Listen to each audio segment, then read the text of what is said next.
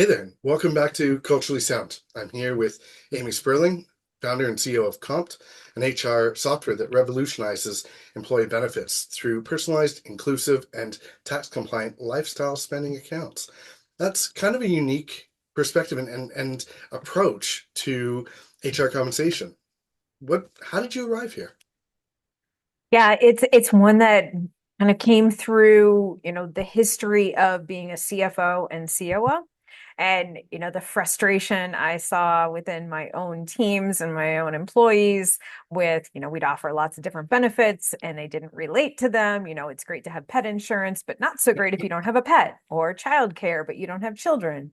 And so really trying to thread that needle where you're actually supporting the people on your team, but without having to read everyone's mind and have this like laundry list of things that no one wants to go through. And so really trying to hit that personalization button for employees, but at the same time, make that scalable for companies too. I I can't tell you how much I love that concept. Mhm. The one of the major points that I try to hammer home when I'm working with my clients around employee compensation or even contract compensation is reward them in the ways that they want to be rewarded. Don't Right. really, I know you're trying to be generous, and I know that you'd love to just give them money, and for the majority of them that's great, but sometimes they want recognition outside of just monetary compensation. I feel like this really fits the bill. That's brilliant. Eh, Thank you. I appreciate that. I think there's also a needle to thread. Like if you're able to give enough money that it's meaningful, Of course. give cash. Hmm. Like give cash if that can actually have an impact on the house somebody's living in, the car that they're driving, daycare, things like that. Sure. Give the cash. Hmm. The challenge is that a lot of companies are not giving that much money. Right. And if you add $25 a month to someone's paycheck, they literally don't see that. It's invisible. And Right. so the impact is non-existent. And so it's trying to actually have a real impact for employees and teams Hmm. and making good use of the funds that you can spend on people and make it, where it is something that is actually a positive source for good in their lives. So let's hear your story. What inspired this? Like, where did it start? Go right back. What does that look like? Sure.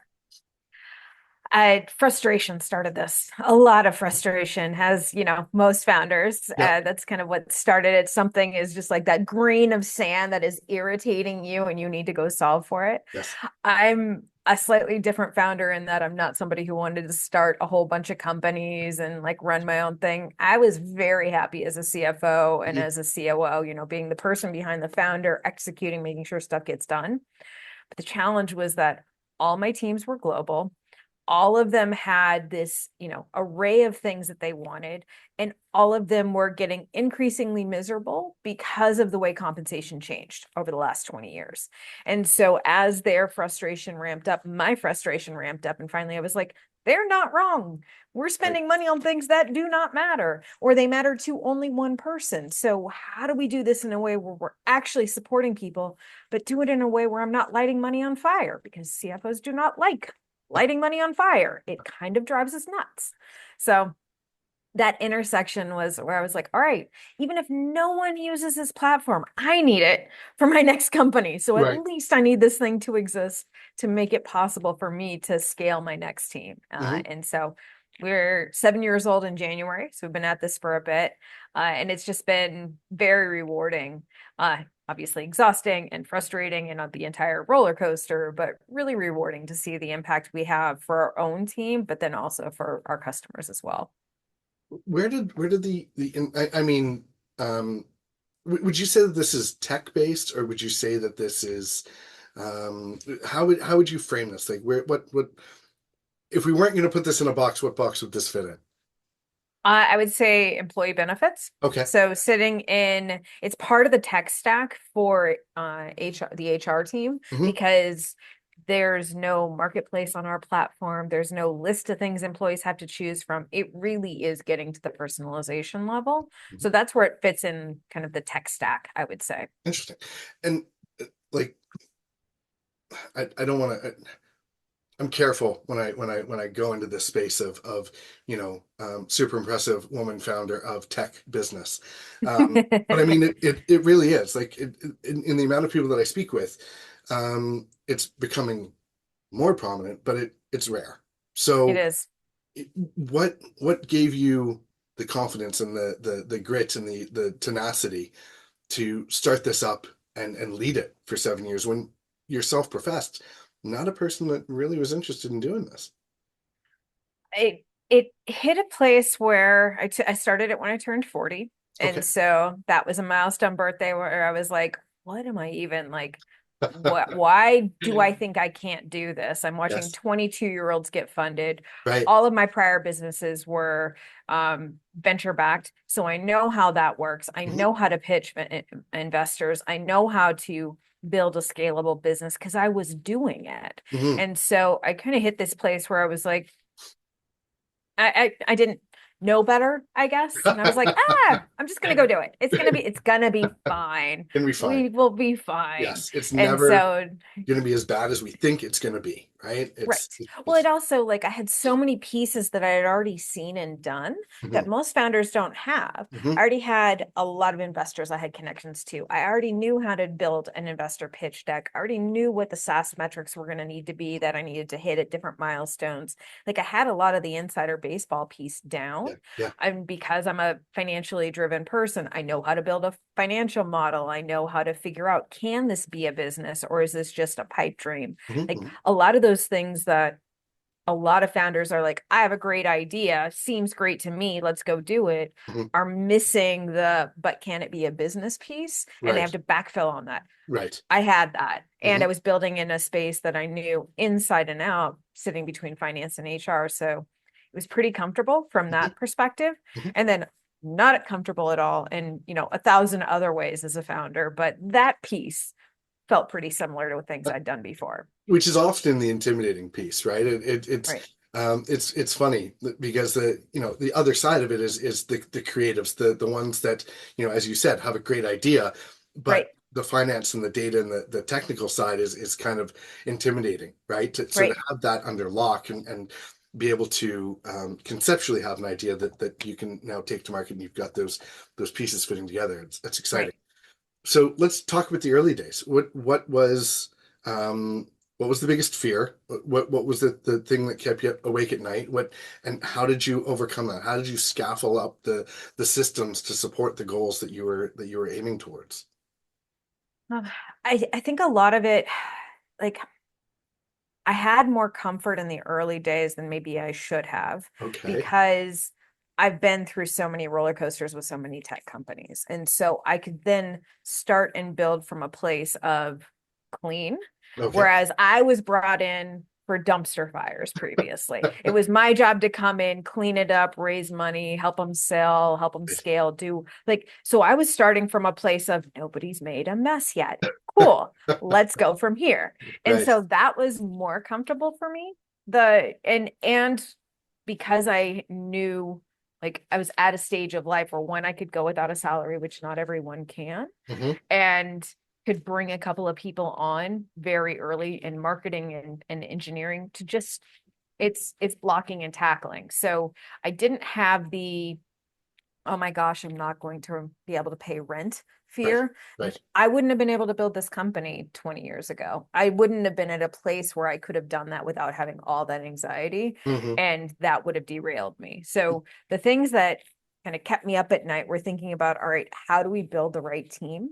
How do we make sure that we've got the right people around the table? How do we make sure that we do this in a way that is scalable and ignore some of those, tech best practices that I don't think are actually best practices. Certainly are And not. so like turning some things around there. And so those are the things that there was just too much work to get done.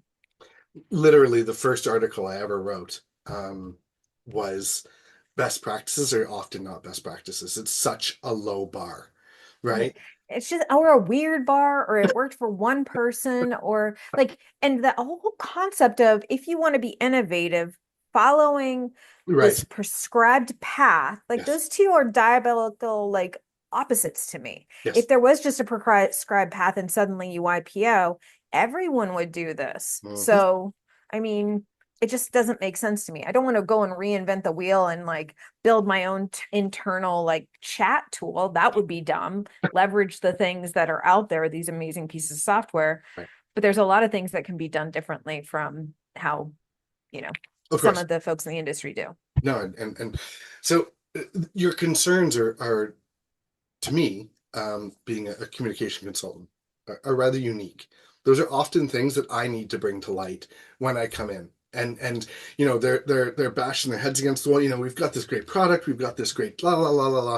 It's like, yeah, but your culture sucks because you're like you've got this great vision and you've got, Right. you're a great person, but you're not sharing any information. You're not Mm, you're insisting on being the smartest person in the room when really you mm, don't want to be that mm-mm. person. You want to be surrounded by people that know more than you in the areas that you're compensating them to know more about, and you want to Exactly. listen to them, right? Exactly. So for you to have that leg up, that those are the things that you were worried about, was tremendous, and I mean, good for you. That. Well, I had a different challenge though. Like, so moving from CFO to COO was Mhm. actually a much harder adjustment than I thought it was going to be in a different kind of way. Let's dig into that. One, my deliverables on a day-to-day basis were different. I was needing to be external, not internal. And Mhm. as a CFO, most of my job was internal and operations. And so especially in the early days when it's like there are no financials to do. What do I do with my hands? All Like forecasting. Yeah. figuring out like there's nothing to do. Yeah. And so figuring that out, I mean, obviously I got on the like investor piece and all of that early on. Mhm. But the other big piece was having to change my voice.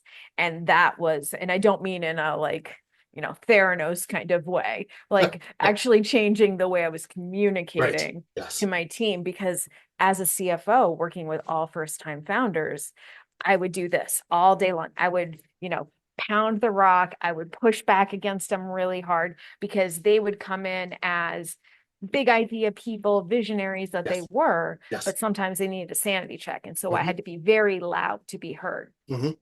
If I do that in my own team, I bulldoze everyone Yes. and I don't get any ideas out of anyone. And Hmm. so I had to like do a pretty big shift and adjustment in just creating space because I wanted that, but I was so used to having to push and having everyone push back. And then I realized, oh, nobody's going to push back if you're CEO. Like they don't do that. Pretty heavy hammer. Yeah. Yeah, Yeah. exactly. No, And so exactly. And that took a while. That was a hard lesson for me to learn. And it wasn't one I even anticipated. what was what was the aha moment when you recognized, like, did you get to a point where you were sitting in an echo chamber and just literally you'd say anything and someone would echo back, yeah, it's a great idea, let's do that? Or did you cut that off at the pass and you were able to recognize that but before it came to be? Because that is, to me, a major intersection point. Yeah. We weren't in an echo chamber. That part was really good. I hadn't Good. gotten to that point. But what I was seeing was not the pushback that I expected because I Okay. knew that I'd hired really smart people. Mhm. And so when I didn't see them, they weren't necessarily agreeing with me, but they weren't pushing back. Right. That's when I was like, unexpected reaction. What's Hmm. happening? And I went Hmm. and I'd start digging into it Hmm. and then realize like one-on-one, they would give me more of their thoughts and Interesting. perspectives. And I was like, okay, that's different. Hmm. And then in the group dynamic, I saw that change as well. And I was like, all right, I need to make adjustments. It still took time because with each person, some of it is figuring out, is this a me and you thing, or is this an all of us thing, or what's happening? No And in different the than, early days, there weren't a lot of people, yeah, obviously. So, yeah. but it was one that took some time because I'm like, I need to hear from everyone, like, but people aren't speaking up enough. And then it was the shift from there as I swung too far Okay. and I needed to hear from everyone. And then it started feeling like consensus management, which was a terrible idea Mhm. and created a lot of headaches for all of us because not everybody's going to agree. And so trying to figure out, all right, how do I be the CEO, set the direction, make the decisions, but also get all the good ideas from everyone. And so it's just kind of, it's a constant pendulum. That, yeah, and that's an interesting point. And I think when I'm in that situation and we're talking through that with clients, it's a matter of, you have to be decisive at the end of the day. And you can't You can't continually iterate to a point where you never ship anything, and you can't ship something that's not ready. So being able to have conversation, and you need to get to a point where everyone agrees on the best path forward, or they agree that you're capable of taking the leadership and the responsibility and the ownership of taking those steps forward. Right. Where, we've talked about it, we may not agree that, this is everyone's idea, but we do need to come to consensus and agree that this is the best path forward. Right. And, you know, what you don't want to create is commiseration around the water cooler that, oh, well, I told her that that was a horrible idea. Right. Right. And Right. being able to suss that out and create that path forward. And it sounds like you've been able to navigate that. Yeah, I mean, I've hired some pretty phenomenal people, and it's also creating space where I can be a voice in the decision, but I don't need to be the voice in the decision because there are certain decisions that they should have the ultimate final call. Of I have course. an absolutely phenomenal VP of product. Like he is stellar. Hmm. I need him to do his job, see what he sees. Hmm. And I can be a voice in it because I am a natural buyer of the Hmm. software. Hmm. But at the end of the day, I shouldn't be the final word on what's happening in the software because he's incredibly talented. And we would not be where we are today if we didn't have his leadership. And so it's creating space where it's like, I may have thoughts, Hmm. but really this is your purview. You make all the calls on this. To have the humility to sit in that and to be able to say, I'm not going to be audacious. Yes, I founded the company, and we got here based on my ideas and objectives, and we collaboration through the team, but I'm not audacious enough to suggest that I know exactly the path forward. At a certain point, you reach that inflection point where you've got to step away from you knowing best and starting to listen to the people that are buying your product and Yep. iterating and building based on that feedback and asking for 100%. that feedback no differently. Then you've got to ask for that trust and be able to pull and extract that trust from your team to give you the answers and the feedback that you were looking for, in those early days where you weren't getting the pushback that you were looking for. And Right. that's the sign of that healthy team. And I mean, good on you to be able to tie that all together. Well, thank you. What? I don't know if it's humility, Okay. to be Okay. fair. I don't Yeah, know no, if let's I hear it. call myself a humble person. I'm a Interesting. pragmatic person. Okay. So to me, what I want is a company that does good Hmm. for our team and a company that does good for our customers and in the world. And to me, it's how do we achieve that? And if that comes from other people's ideas, I'm here for it. And Hmm. so to me, it's not actually, it's pragmatism because it's not a, I don't want it to be the Amy show. Quite frankly, like that's boring. And so I want the outcomes. I'm very outcome driven. And so it's like, how do we get there as fast as possible with doing the best thing possible? And it's all hands on deck at all times for something like that. So I think it's still like pretty big ego on the outcome. How we get there does not need to be my idea. Fair enough. Fair enough. What are some common misconceptions about running a business? You've been in it for 7 years that um, might have been misunderstood when you entered, but you're clear about it 7 years in.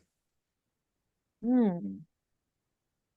I mean, I think I don't know if they were not clear for me or they just evolved over time, but there are a couple like in startup land, Mhm. there's plenty of best practices that I think are trash. You got it. And we needed to prove out that they were trash. So Yeah. things like, hey, everybody needs to work 100 hours a week, Oh or my as a God. founder, you should be working nonstop. Yeah. And from day one, I've told the people around me that one, like, I don't think people should be working more than 40 to 45 hours a week. Hmm. We are not curing cancer. Hmm. We're not saving actual babies. Hmm. And so we need to be a little bit like less precious about the software that we're building. It is great. It does good stuff for people, but we can go home at the end of the day. We can take care of our kids and our families and have a life. And we don't need to talk to each other on the weekend unless it's because we're having fun. Right. But no brownie points for like pinging everyone on Slack. Like I'm going to shut that down real fast. And so creating space for people to have lives has brought in more ideas. People who are not burnt out bring in much more fresh critical reasoning skills. Amazing how that And works. I know, right? When they're not exhausted and fried, like they actually build better things and do better things. And so that's something that is definitely not, I almost went to blows on a panel one night battling a VC who was like, but you're gonna fail. And I'm like, Oh, wow. bring it, buddy. Like, Seriously. no, like, Yeah. come on now. There are other ways to build a company here. There's so much research that's just undeniable Yeah. around rest, Yep. adequate sleep, Yep. Yep. stress mechanisms and the toxicity, like blood toxic, like it's Yeah. legit. So I mean, great hustle culture as Ugh. it's one of those things, right? Do you have to try it to experience it to know that it's just not a thing? I don't know, but I don't know. yeah.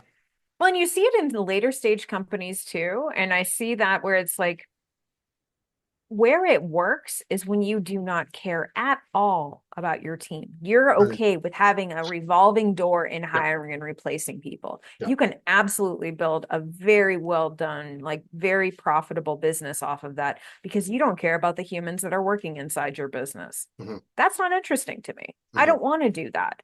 I want to see the people that I'm working with have a path to do some great things in their own lives and in their own world. And I take that a lot more seriously. And so it's a different path. My goal is not billion-dollar company and, make being having my own yacht and stuff like that. I don't care about that. I have different goals and objectives and this fits with those. And I feel like there that $1 billion aspiration, right? When I was growing up, it was the $1 million aspiration. Everyone, it seems like there's a lot of millionaires out there these days, but that $1 billion valuation of getting to that $1 billion number, I don't think that it needs to be mutually exclusive of Right. caring about those that work for you. And I think Hmm. today there's more evidence to suggest that the survival of the fittest is kind of a gone by the wayside mentality. Survival of the friendliest is becoming more and more adopted as a strategy around success. If you look at in sociology and a lot of research is pointing to the ability to bear into community and bring um, more of what you're describing, right? And of supportive networks and embracing the differences and inclusivity and being willing to accept differences as how they'll contribute to the dynamic nature of the business is Hmm. really what will grow and create the future proof um, Right. product rather than what's traditionally, you know, at when it comes to the transition of leadership of the founder to who's going to pick it up and carry that legacy, the one that is built by tearing everything apart and living off the scraps, but getting to that $1 billion yacht, like finding the person to take that over is virtually impossible. And Yep. that's where those companies die. It's the companies that build on the holistic nature and inclusive nature of the structure that are able to pass that torch a little bit better. And I think a lot of those lessons were learned from Steve Jobs and his transition with Apple. He was very much that toxic leader but later in life he was able to create that company and work with the HR team to build something that could be passed on. And we're seeing the results of that. But I don't want That's to be another as chat that points to Apple as the I was say as a Samsung person, yeah. So it does not resonate. let's just stray No. away from that conversation. All right. So how do you, and I think we know the answer to this, how do you adapt and stay innovative in the ever-changing tech business, right? And I Yeah. mean, there is so much coming at us every day with the evolution of AI and, Yep. the conversation I'm sure is beat to death, but I'd love to hear your perspective on what that looks like going forward.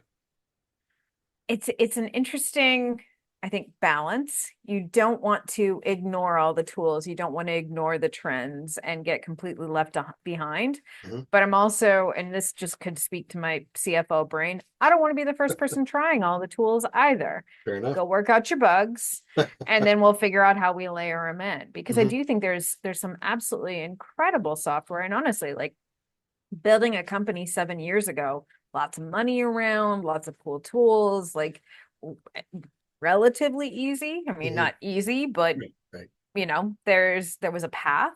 Uh, that's harder now, Yeah. because there's not as much VC funding kind of going out to founders.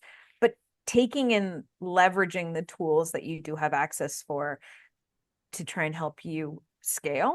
I Mhm. think that there's some great stuff out there. Instead of doing everything manual, instead of, trying to use an old process, there's amazing tools that can move you faster, which means you need fewer people Hmm. to start your company and Hmm. figure out how to scale this up and test it out. So I think it's not throwing everything out every time there's a new trend, not changing your entire product every time there's a new trend. Like let things sit and kind of gel a little bit, but also stay nimble, Hmm. which is part art, part science, I think, and probably more art than science.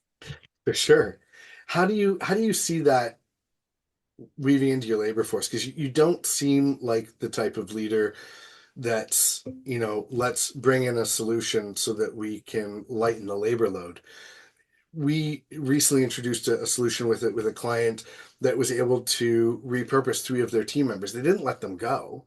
Right. They took them and they had conversations around what their passions were and what they were most interested in, what they saw them excel at, and then worked them into the team to be able to promote and be more dynamic and be better equipped to take on those challenges in the coming season.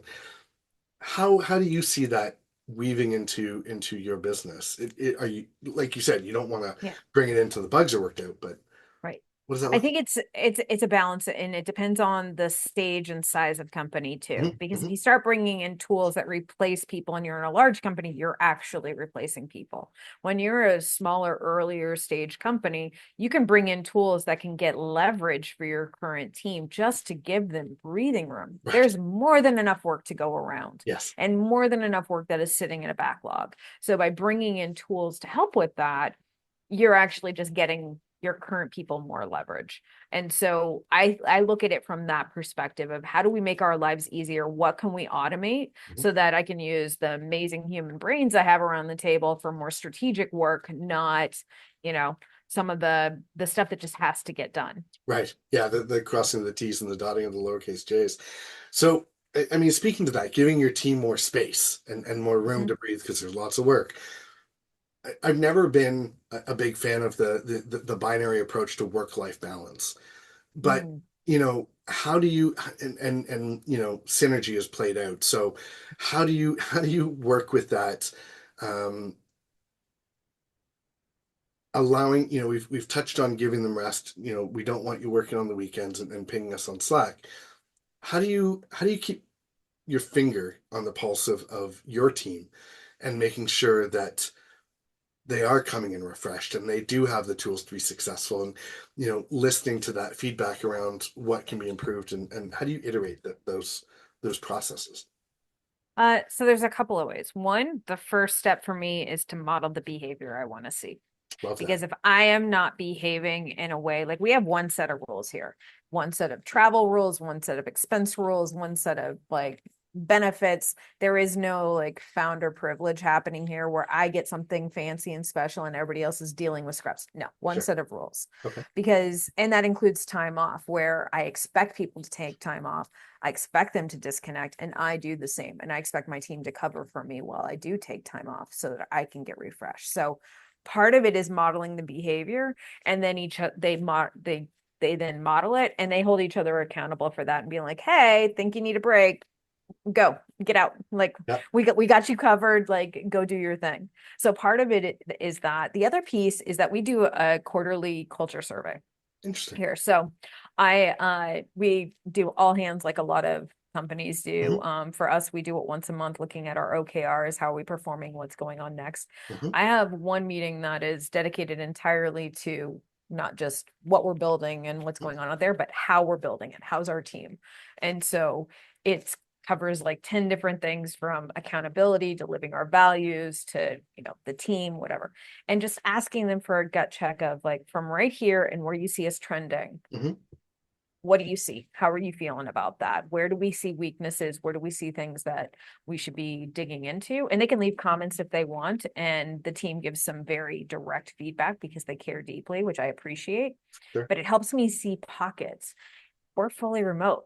I can't see people's faces every single day. I Hmm. can't read body language ever because Right. it's all happening on Zoom. And Hmm. so this gives me those pockets of like, hey, something may be happening in this team, or hey, somebody may be really stressed right now, so that we can dig in and adjust. Sometimes it's they need new tools and they're totally tapped. Sometimes we need to hire and add to the team because we're just pushing the edges a little bit too much of what people can functionally cover.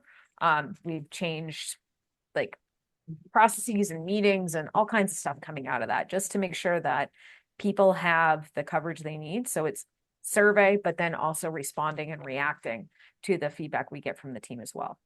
And like that last part to me is the biggest component.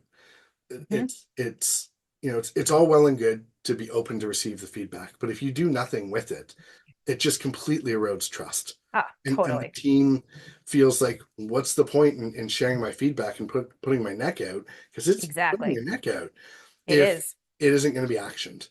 Yep. It's the actioning of the feedback that shows the respect and the appreciation for the feedback received. So I Yep. mean, the Well, and fact. they get very, very direct and like with it, they know I'm reading this. We're a small enough team. I'm going to know exactly who wrote what. And they know that I'm going to come and I'm going to ask questions. But I Yep. get very direct feedback that is like very pointed, and it is giving me some thoughts and feedback on things. And so there has to be a high degree level of trust for them to be able to share that and know Mhm. that I'm going to come and I want to know this. This is important to me. Mhm. And we are like, doesn't mean we're going to change and do exactly what somebody wants, but I'm going to dig into the why on that. And I'm going to share, if we're not changing it, why we're not changing it, or what the piece is that doesn't fit with something else we're doing, or whatever it is, but it's going to be addressed. And we touched on that earlier, right? When you were looking for feedback on your team, and everyone throws their ideas in the hat, and then you're picking out the idea, and everyone's got to come into alignment on moving that forward. It's the same thing with that community feedback, right? Mhm. Is thank you very much for the feedback. I love this idea. This is why we're not going with it, but that doesn't mean that I don't want to hear your thoughts next time, Right. because I'm not disagreeing with you. I'm just disagreeing with with what Right. you're sharing. And I think the emotional maturity to be able to do that and not take it personally is incredible. And Well, sometimes that's it feels like a gut punch, but you I'm still got to sure take I'm sure it. no, but being able to separate that, right? Yeah. And having the ability to say, this isn't on this isn't against me personally. This is against the idea, or this is against what we're trying to create. And if I don't receive this feedback well, then Mhm. I'm going to stop getting this feedback, and this feedback is a gift. And I think Exactly.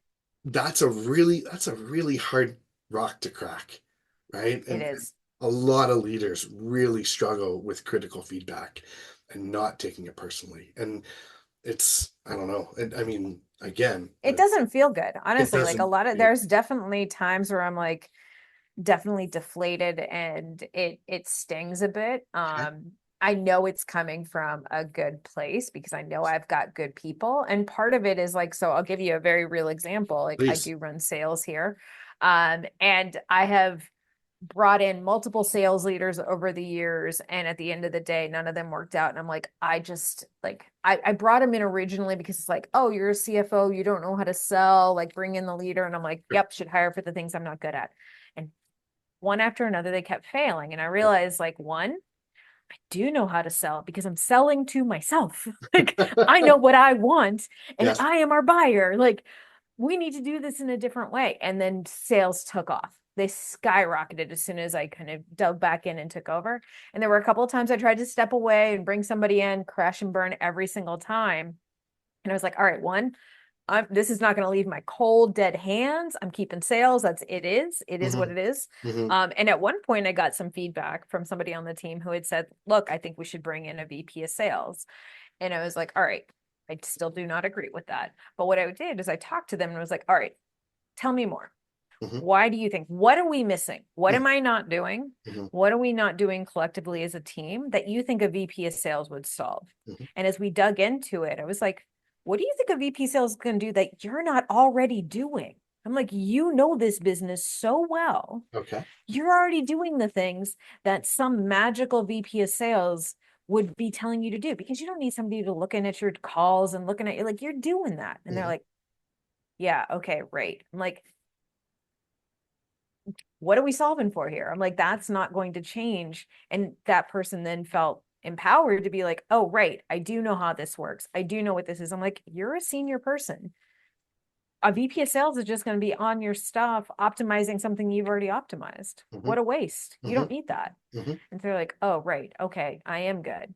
But it was like this knee jerk, like, oh, other people have it. We should have it. And Right. it wasn't until I got into the conversation and started digging. I'm like, what does it solve? What are we missing? They're like, well, nothing. I'm like, So okay. as you scale, how does that work? Right. Oh, it doesn't. I have to hire one at some point. It doesn't. Like at some point I will have to, but Okay. you know, that's future Amy's problem. For now, Fair I'm keeping enough. sales. In that cold, dead hand. Perfect. Yes. I'm like, ah. So, what advice would you share with aspiring entrepreneurs? You've been in it. It's a massive market shift from where we were 7 years ago to where we are Hmm. today. What does that landscape look like for someone that wants to start something today and have something tangible in 5 years? I mean, depends on what they're building, of course, Sure. and I have no opinions on that. If I knew the with a crystal ball, then maybe I'd start. No, I wouldn't. I would Multiple not start companies. another business. No, God, terrible. I think like assuming they have a good idea. I think the things that are really important are to make sure that they are prioritizing their own sleep, their own movement, and their ability to think critically about their business and not go over a cliff with it. If you marry yourself too closely to the product that you're building, or even your company as an identity. This company is not my baby. I've heard that as like, it's the startup. It's like your baby. I mean, it's not my Yeah. baby. It's a Yeah. company. And Yeah. it's a company I feel very passionate about, but it's a company Hmm. at the end of the day. And so not attaching that to your personal self-worth, I think is really important because then you're going to make better decisions about your business. And Hmm. so making sure that you take care of yourself in that process, get a coach. Cannot imagine doing this without my coach. She's phenomenal. Like you just need things like that. You got to have your own toolkit to Hmm. be able to kind of weather the ups and the downs, which can happen on an hour by hour basis. Like this is not for the faint of heart. No, no, for sure. For sure. What's where's it going? So we've talked about what got you here. We talked about where you're at. Where do you see what's the vision, the goal, the future next 5, 10 years if you have it mapped out? What does that look like? Any startup founder who knows what 10 years from now looks like is lying. Like, no. For us, it's about the impact that we can make for people. Mhm. And that can come in multiple forms. It can come through our own company, it can come through working with partners as we, change our, increase our distribution. Mhm. It can take different go-to-market approaches, things like that, but it's impacting as many lives as possible because we see the value and the benefit when we are able to touch these companies and being able to support inclusive teams, diverse teams, people that are spread across the globe. I mean, we're supporting people in over 75 countries. Wow. And so you can have a company culture, but have it be across 20 countries in the world. And so making sure that companies can build a place that people can do their best work, I think is really important. And we're seeing where that works for the companies that we are working with. And so it's just do more of that and navigating the market because finding the right people at the right time for customers, that changes on a month by month basis, I swear. So It's being very, very nimble on that. Of course. And is it nice, isn't it nice to have agility, right? And, Yes. sometimes as you grow, the systems that you set in place don't scale well for agility. So being able to Hmm. keep that in mind and being able to shift and adjust is so critical. What's where's do you have any those in I mean you must have an inspirational story that just fills your cup around the work that you're doing. What Hmm. comes to mind? The first one that comes to Excellent. mind I was hoping. is one that really hit me early on. It was early COVID. It was, maybe April-ish Oh wow. 2020. Early, early. And so early Yeah. COVID, where we were, heading into lockdowns. This employee of one of our customers was based in San Francisco, so was on lockdown. Hmm. And he was working from home. Obviously, kids are home, creating chaos and havoc, and he's trying to figure out homeschooling. And his company had a wellness stipend and a family stipend that they were leveraging for the team, which just changed the whole game for everybody Of in course. a COVID environment, right? Yes. Well, he's dealing with all this chaos and uncertainty, and, are we going to die from this pandemic? Yeah. And his hot water heater went out, and he had no hot water in his house. And he was able to use his stipend to go and get his hot water heater replaced as a company benefit. So it wasn't a hot water heater benefit. Obviously, no one has that. No one- But it was a way that he could leverage what his company had set aside for him to make one thing a little bit easier and a little bit less stressful. And that to me is the magic, where it's like, I need something. I don't need 5 layers of HR approval so that they don't set a precedent and the whole thing that HR has Yes. to go through. Yes. How do we make this easier for employees to have agency over their own lives, but still live up to our own company values? And that to me is magic.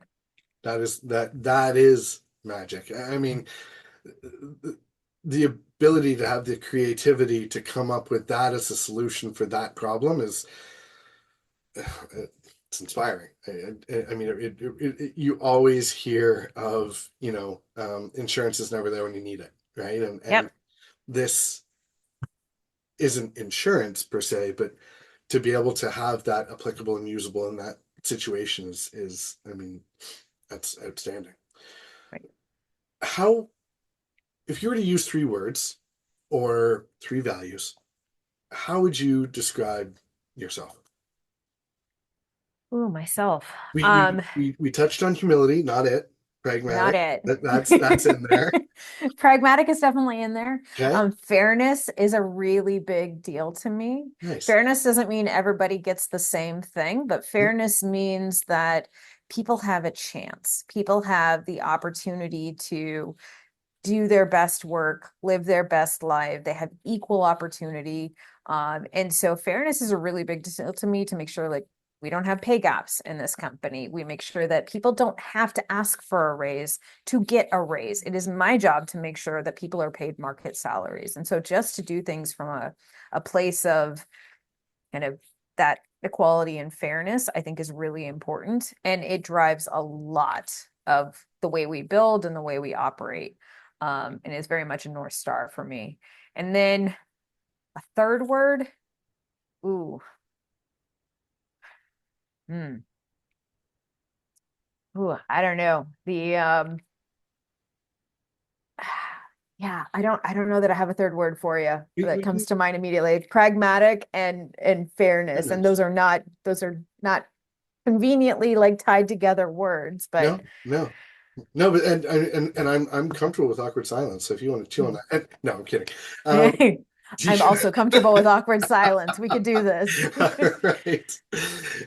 Do you have are you a quote person? Do you have a guiding quote that sort of leads you, or do you have an inspirational mantra or set of words that you wake up and you repeat to yourself, or when you're in a tough space, like comes to mind or sheds light on dark times? Any of that? I don't, but what I do in those spaces instead, like for me, it's not about the words. My brain is very busy all the time, so trying to get it to be quiet is a Sure. challenge. Okay. For me, it's much more about how I manage that. And for me, it's like I'm a big hiker. And so getting outside, getting in a place where I have to pay attention to my feet or I'm going to fall down and go boom, which also happens. But doing that is how I like process and deal with those things. And so it's making sure that I give myself a little bit of perspective, get out into nature and just go and breathe is really important. And that's a big piece of how I kind of manage my own stress load. It's amazing how much clarity just setting everything to the back of the mind and focusing on something narrow can bring. Yeah. And I mean Oh, that it clears up so much. I've written more. I mean, I also walking and hiking are literally the same thing. One is just more at an incline, sure. but I walk a lot around Boston and I'll write entire pitch decks while I'm out walking. Like Yeah. it's just like this stuff comes to you when you get away from a computer and out of the day to day and you're not getting pinged. Hmm. And so that really helps me process. Yeah. No, and totally endorse that. Good for you. So, um, morning routine is has been such a pivotal awakening for leadership community. And there's been so much sort of touted about mindfulness, and we just talked about Mm. how quieting the mind is challenging. Do you have a morning routine that you set into that sort of gets you charged for the day, or is there a routine that you use to close out your day to that has been a game changer and opener for you? What does that look like? I have you read the book Rituals? By Erica Kurswin, by the Not way. not yet, but Phenomenal book apparently about I'm picking that routines and up. like, yes, you Okay. definitely need to because it speaks to the power of opening and closing rituals and routines and like some of those things. Phenomenal book. She's an Okay. amazing writer. Okay. But for me, I do have an opening kind of day morning routine. It's not a for me, it's like I've got like a shower steamer that's like Okay. a eucalyptus shower steamer that I use that just kind of like Yes. takes my brain to a different place and is a trigger Hmm. for me of like, okay, and we're resetting and time to Yeah. refocus. And Hmm. then coffee, of course. I Of work from course. home. So it's Yeah. like kind of like a functional step-by-step process to get kind of through it. Mhm. But going through that process is basically my commute. And so that's I typically do everything in the same order every day. Love that. That's great. And next question, be as vulnerable as you wish or not. And this can be personal or business, but what is the one thing that you're most afraid of and why, or Mm. how are you managing that relationship with yourself? You're really going to ask me that in November of 2024? If I'm being completely honest, Please. I'm terrified that my marriage is not going to be legal in the next 2 years, 4 years. I'm married to a woman, and that is the most terrifying thing to me on a personal level, is that I'm going to lose more of my rights as a woman sitting in the US. Hmm. And that is something that is a fear that is just sitting there at all times and is something that I can't escape from. Hmm. And there's nothing I can do to Hmm. change it. Hmm. There's no power I have over that. And that is exhausting, to be blunt and honest. Yeah. No, and I have nothing. You asked. Yeah. No, but I mean, that's the reality, right? And you're not alone. You're not alone. And Nope, I I'm mean, not.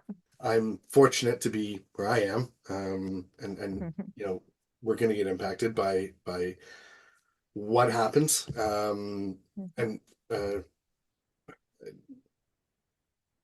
I hope, Yeah.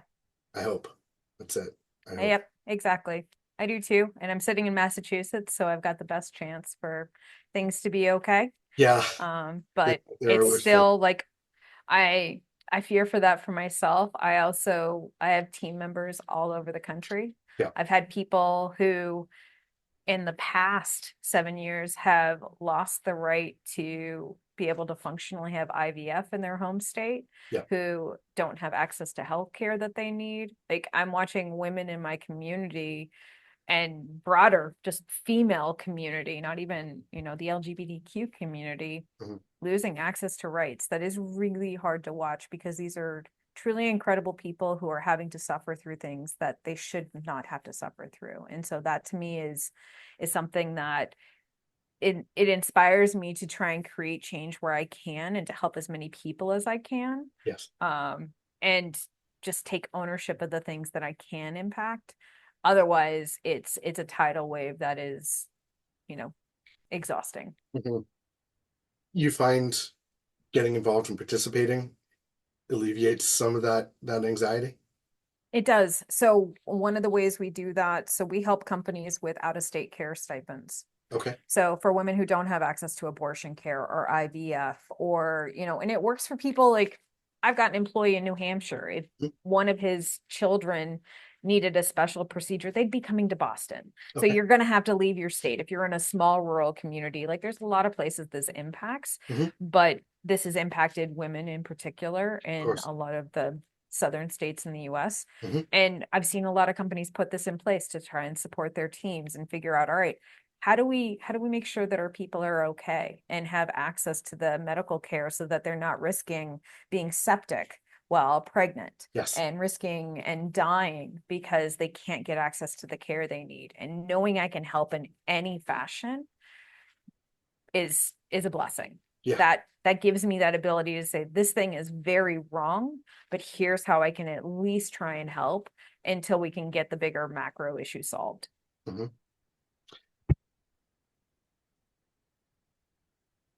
I'm going to ask my next question because it's the next one on the list that I sort of run through in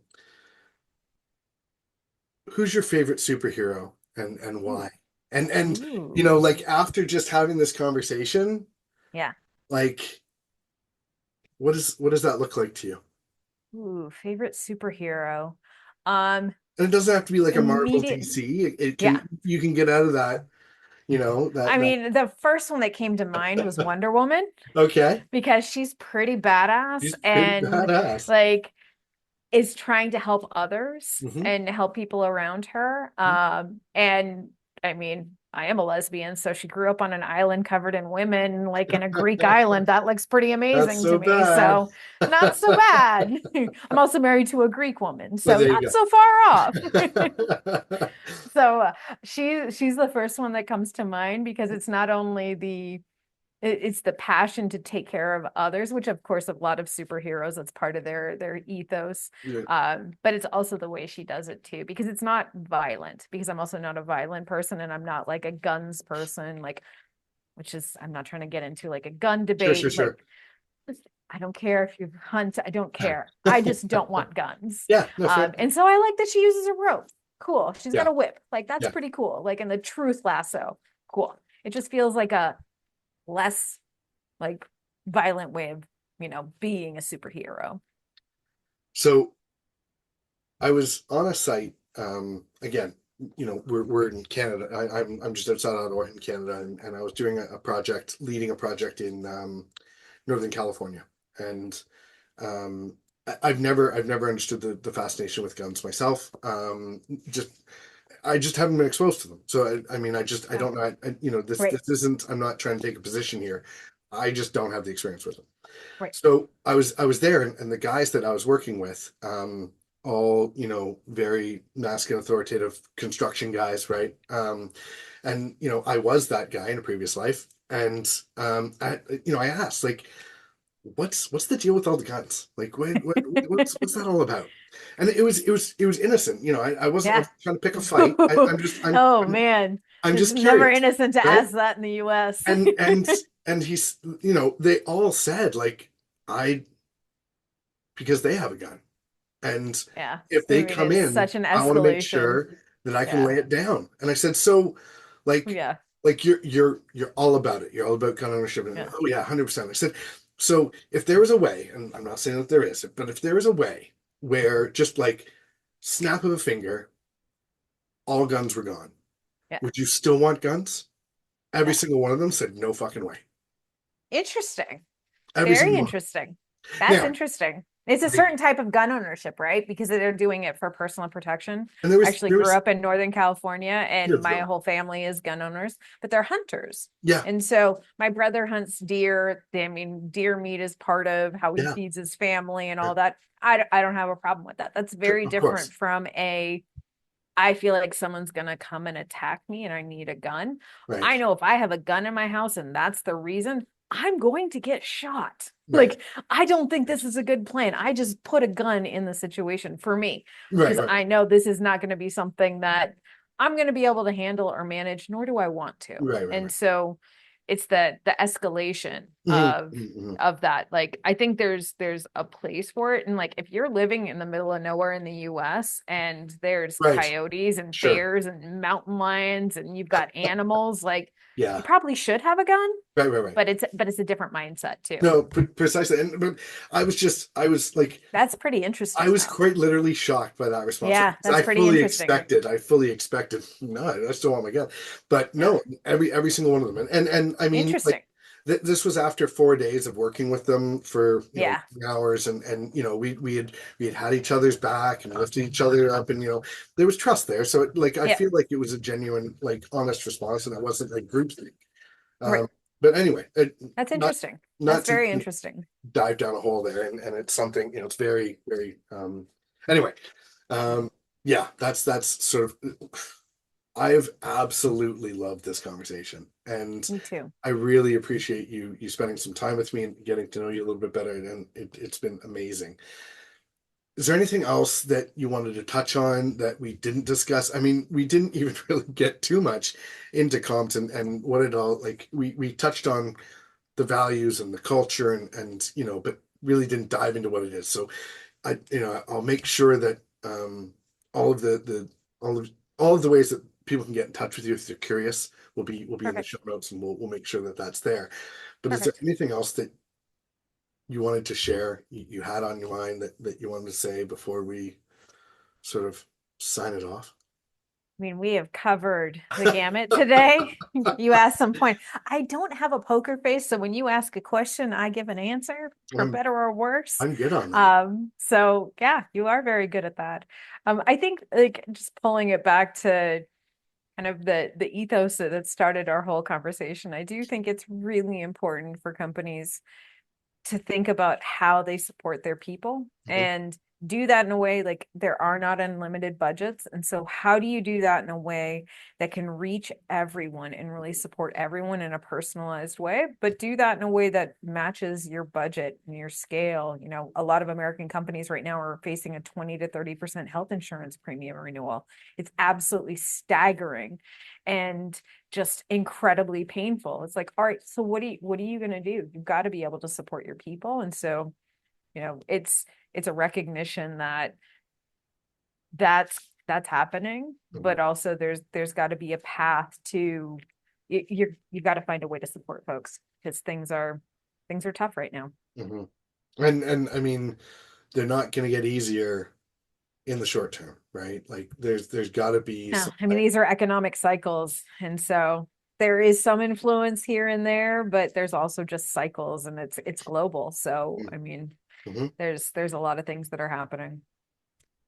Well, I mean, again, thank you for your time, and you were generous in sitting down with me and having this conversation, and I loved every minute of it. So thank you so much. My pleasure. Thank you for having me. Awesome.